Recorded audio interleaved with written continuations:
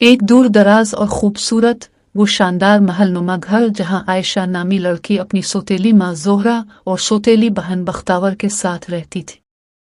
ये घर कभी खुशियों का गढ़ था जहां फिजा में हंसी के कहकहे गूंजते थे। आयशा न सिर्फ देखने में प्री जैसी हुसैन थी बल्कि इसकी बातों में शहद जैसी मिठास और दिल में दूसरों के लिए बेपनाह हमदर्दी थी। इसकी आंखें झील की तरह गहरी और सुकून बख्श थी जो हर आने वाले को मोहब्बत और खुलूस का पैगाम देती थी। लेकिन इस शानदार घर की दीवारों के पीछे आयशा की जिंदगी इतनी खूबसूरत नहीं थी जितनी बाहर से दिखाई देती थी, नजर आती थी। इसकी सौतेली माँ जोहरा और बहन बख्तावर उसे कभी अपना नहीं मान सकी। वो दोनों के सख्त रवैयों के साए में अपनी मासूमियत और नेकी के साथ दिन गुजार रही थी।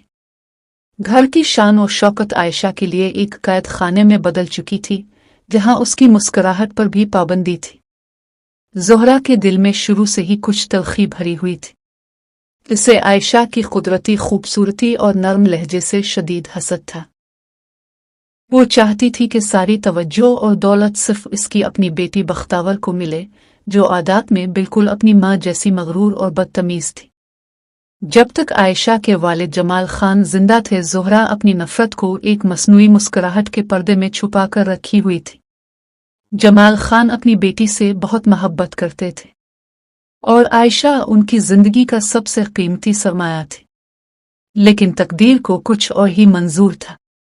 एक तिजारती सफर के दौरान जब जमाल खान का काफिला एक दूर दराज इलाके से गुजर रहा था, अचानक उनका इंतकाल हो गया। इस खबर ने आयशा की दुनिया अंधेरी कर दी। वो इस दुनिया में बिल्कुल अकेली रह गई। जैसे ही घर के तमाम इख्तियार जोहरा के हाथ में आए, उसने अपना असल चेहरा दिखा दिया। जोहरा ने सबसे पहले घर के तमाम पुराने और वफादार नौकरों को घर से निकाल दिया। फिर जोहरा आयशा से घर के सारे काम कराती। एक दिन जमीन धूप से तप रही थी। इसी वक्त जहरा ने आयशा को एक पुराना और भारी मिट्टी का घड़ा दिया। सख्त लहजे में कहा कि वो इसे जंगल के इस पार मौजूद जादुई चश्मे से भर के ले आए। ये रास्ता आसान नहीं था। रास्ता नोकीले कांटों और मुश्किल चट्टानों से भरा हुआ था, मगर आयशा ने कोई शिकायत नहीं की। वो नंगे पांव तपती धूप में जख्मी कदमों के साथ जंगल की तरफ चल पड़े। हर कदम के साथ इसके पांव जख्मी होते जा रहे थे, लेकिन इसके चेहरे पर सब्र और खामोशी थी। काफी देर बाद वो आखिरकार चश्मे तक पहुंच गए। जैसे ही वो घड़े में पानी भरने लगी, अचानक इसे झाड़ियों की तरफ से एक दर्दनाक आवाज सुनाई दी। वो गलती से आवाज की तरफ बढ़ गई। वहां उसने देखा कि एक छोटी सी हरनी कांटेदार झाड़ियों में बुरी तरह फंस गई है। इसके नाजुक जिस्म पर खराशें थीं और वो दर्द से करा रही थी। इसी वक्त दूर से शिकारी कुत्तों के भौंकने की आवाजें भी सुनाई देने लगे। ईशा ने एक लम्हे के लिए भी सोचे बगैर कांटे निकालना शुरू कर दिया। कांटे इसके हाथों में काट रहे थे और उसके हाथ जख्मी हो रहे थे, लेकिन वो रुकी नहीं। आखिरकार उसने हरनी को आजाद कर दिया। आयशा ने प्यार से हरनी को अपनी गोद में छुपा लिया। इसे चश्मे का पानी पिलाकर उसकी प्यास बुझाई और फिर अचानक एक अजीब सा मुजज़ा हुआ। वो छोटी सी हरनी आहिस्ता आहिस्ता एक नूरानी बुजुर्ग की शक्ल इख्तियार करने लग गई। उनके चेहरे से नर्म रोशनी फूट रही थी। वो मुस्कुराए और निहायत नर्म और मेहरबान आवाज में बोले, बेटी, तुम्हारी नेकी और बेलौस मोहब्बत ने मेरा दिल जीत लिया है। तुमने एक बेज़बान जानवर की जान बचाई है, इसीलिए मैं तुम्हें एक इनाम देना चाहता हूँ।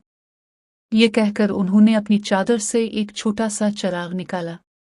वो चिराग आम नहीं था, इसमें से हल्की सी सुनहरी रोशनी झलक रही थी। बुजुर्ग ने चिराग आयशा के हाथ में देते हुए कहा, ये एक जादुई चिराग है। जब भी तुम पर कोई बड़ी मुश्किल आए या तुम खुद को बेबस महसूस करो तो उसे रोशन करना। तुम्हारी दिल की ख्वाहिश पूरी हो जाएगी। लेकिन याद रखना, इसका जिक्र किसी से मत करना। अगर तुमने इसका राज किसी को बताया तो इसकी ताकत हमेशा के लिए खत्म हो जाएगी। आयशा ने अदब से सर झुकाया और एहतराम के साथ वो चिराग ले लिया। इसने इसे अपने पुराने दोपट्टे में एहतियात से छुपा लिया। फिर वो पानी का घड़ा उठाकर आहिस्ता आहिस्ता घर की तरफ वापस चल पड़ी। लेकिन जैसे ही वो हवेली में दाखिल हुई, ज़ोहरा गुस्से में चीख उठी, तुम इतनी देर कहाँ लगा रही थी? उसने ईशा को सख्त डांटा और सजा के तौर पर उसे रात का खाना भी नहीं दिया। फिर उसे एक अंधेरी कोठरी में बंद कर दिया गया। वहां न रोशनी थी, न खाना और न कोई हमदर्द। भूख और प्यास से बेहाल आयशा खामोशी से जमीन पर बैठ गई। उन्हीं दिनों पूरे रियासत में एक शाही ऐलान किया गया। रियासत के नेक दिल हुक्मरान ने अपने बेटे शहजादा शहरयार की शादी के लिए एक अजीम अलशान जश्न का ऐलान किया। ये जश्न 3 दिन तक चलने वाला था और शहर की तमाम लड़कियों को दावत दी गई थी ताकि शहजादा अपनी मर्जी से अपनी मलिका का इंतखाब कर सके। ज़ोहरा ने फौरन अपनी बेटी बख्तावर की तैयारियों पर बेपनाह दौलत खर्च करना शुरू कर दी। ये सब देखकर आयशा के दिल में भी एक मासूम सी ख्वाहिश जागी। इसने आहिस्ता से ज़ोहरा से कहा, क्या मैं भी जश्न में जा सकती हूँ?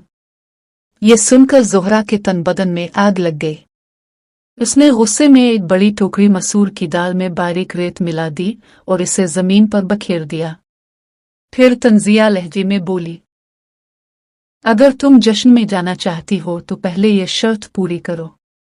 जब तक तुम इस दाल को रेत से एक एक दाना अलग नहीं कर लेती, तुम कहीं नहीं जा सकती।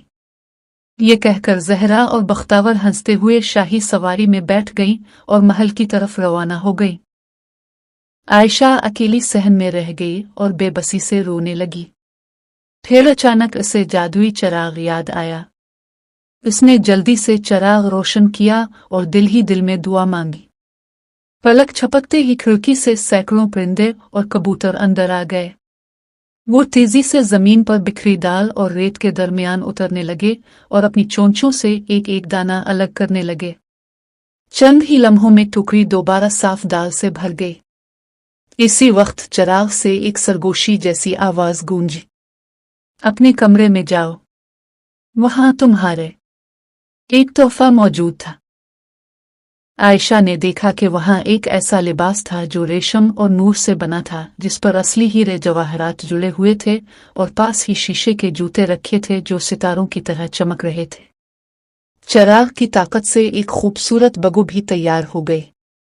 मगर चिराग ने एक अहम बात की, याद रखना बेटी, रात के ठीक 12 बजते ही ये सारे जादुई अशिया गायब हो जाएंगी और तुम अपने पुराने हाल में आ जाओगी।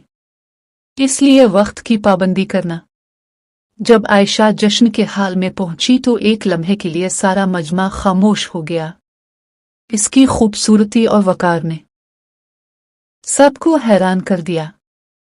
शहजादा शहरयार, जो अब तक किसी लड़की से मुतासिर नहीं हुआ था, जैसे ही इसने ईशा को देखा वो अपना दिल हार बैठा। इसने पूरी रात ना तो किसी और लड़की की तरफ देखा और ना ही किसी से बात की। वो दोनों मौसीकी की धुन पर रक्स करते और बातें करते रहे। ज़ोहरा और बख्तावर जो वहां मौजूद थी, अपनी ही बेटी और बहन को पहचान ना सकी और उसे किसी दूर दराज मुल्क की शहजादी समझती रही। जैसे ही शाही घड़ियाल ने 12 बजने का ऐलान किया, ईशा को चिराग की तुम्बी याद आई और वो तेजी से महल से बाहर की तरफ दौड़ पड़ी। जल्दबाजी में सीढ़ियों पर उसके पैर से एक शीशे का जूता निकलकर वहीं गिर गया, मगर रुकने का वक्त नहीं था। वो अपनी गाड़ी में बैठकर गायब हो गई, जबकि शहजादे ने वो जूता संभाल कर रख लिया और अहद किया कि वो इस जूते की मालिकन को ढूंढ निकालेगा। अगले ही दिन शहजादे ने ऐलान किया कि जिस लड़की के पाँव में ये जूता बिल्कुल ठीक आएगा, वही इसकी मालिका बनेगी। शाही सिपाही जूता लेकर घर घर गए। जब वो जमाल खान की हवेली पहुंचे तो ज़ोहरा ने चालाकी से बख्तावर को आगे किया। बख्तावर के पाँव बड़े थे। ज़ोहरा ने इसे जबरना जूते में डालने की कोशिश की, यहां तक कि इसके पाँव से खून निकलने लगा। सिपाहियों ने तन आकर पूछा, क्या इस घर में कोई और लड़की भी है? ज़हरा ने सख्ती से झूठ बोला, लेकिन बिल्कुल इसी वक्त घर के सहन में मौजूद एक पालतू तोता बोल पड़ा, गंदी कोठरी में है ये जूता है इसका। बात है सच्ची। शहजादे के हुक्म पर सिपाहियों ने जबरदस्ती कोठरी का दरवाजा खोला तो वहां पुराने लिबास में मलबूस लेकिन नूरानी चेहरे वाली आयशा मौजूद थी। जैसे ही इसने जूता पहना वो इसके पांव में बिल्कुल ठीक आ गया।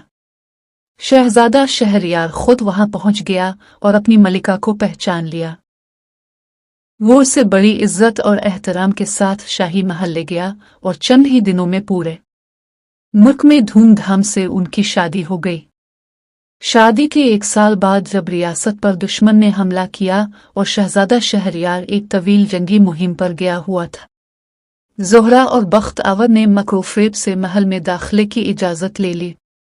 एक शाम जब आयशा महल की झील के किनारे अकेली सैर कर रही थी, ज़ोहरा ने इसे पीछे से धोखे से धक्का दे दिया और शोर मचा दिया कि मलिका का पांव फिसल गया है और वो डूब गई है। महल में हलचल मच गई, लेकिन आयशा की नेकी इसकी मुहाफिज थी। वो मरी नहीं थी, बल्कि जादुई असर से वो झील में मौजूद एक निहायत खूबसूरत नीले कम के फूल में तब्दील हो गई। शहजादा जब फातेह बनकर वापस आया तो मलिका की मौत की खबर सुनकर गम से बेहाल हो गया।